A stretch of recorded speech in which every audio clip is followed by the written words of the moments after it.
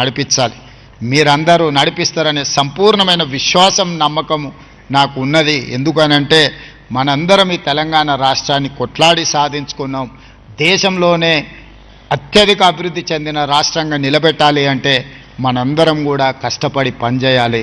చివరగా ఒక మాట అప్పుడప్పుడు రామకృష్ణారావు గారు మేము అధికారులతో మాట్లాడుకుంటూ అనుకుంటుంటాం, రాజకీయాలలో కానీ ప్రభుత్వ ఉద్యోగంలో చేరేటప్పుడు 3 రకాల దశలు ఉంటాయని, పరిణామ క్రమం. చేరంగానే గరంగా ఉంటామంట, కొంతకాలం అయిన తర్వాత నరం, ఆ తర్వాత బేషరం. మేము అట్లా కాకూడదని నేను భావిస్తున్నా. గరం, నరం, బేషరం 3 దశలు రాజకీయాలలో కానీ ప్రభుత్వ ఉద్యోగాలలో ఉంటుందని ఒక నానుడు ఉంది. ఆ నానుడి తప్పు అని మనం నిరూపించాలి. చేరుని రోజు ఏ ఘరం అయితే ఉందో రిటైర్మెంట్ రోజు కూడా అదే ఘరంతో, అదే తల వంచకుండా తల నిలబెట్టి 30-35 సంవత్సరాలు ఈ రాష్ట్రం కోసం, ఈ తెలంగాణ ప్రజల కోసం నిక్కచ్చిగా నేను పనిచేసిన.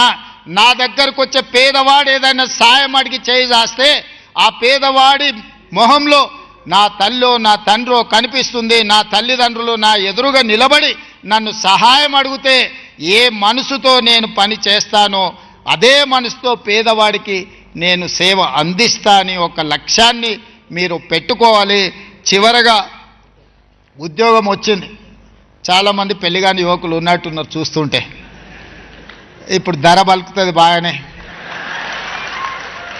అత్తగారు వస్తారు, రాగానే నిన్నటి వరకు ఉన్న తల్లిదండ్రులు మనకు దూరం అవుతారు, అత్తగారు వాళ్ళు అల్లం బెల్లం అవుతారని అంటుంటారు. నాకైతే తెలియదు, కానీ నేనైతే ఒక్క మాట చెప్పదలుచుకున్నా. తల్లిదండ్రులను గౌరవంగా, తల్లిదండ్రులను మంచిగా చూసుకోని వాళ్ళు ఎవరన్నా ఉంటే ఖచ్చితంగా వాళ్ళ జీతం 15% కోత విధించి మీ తల్లిదండ్రుల ఖాతాలలో వేస్తారు.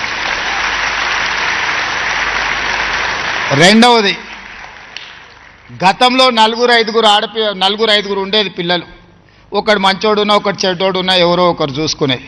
మేమైతే 7 మంది అన్నదమ్ములు. మేము 7 మంది అన్నదమ్ములలో 3 సరిగ్గా మా తల్లిదండ్రులు చూసుకోకపోయినా 4 చూసుకునే అవకాశం ఉంది.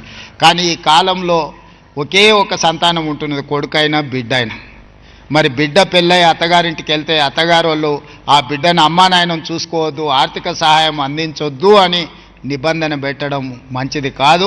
ఈడున్న ఆడపడుచులందరికీ నా సూచన, మీరు అత్తగారింటికి పోయినా మీ తల్లిదండ్రుల బాధ్యత మీదే.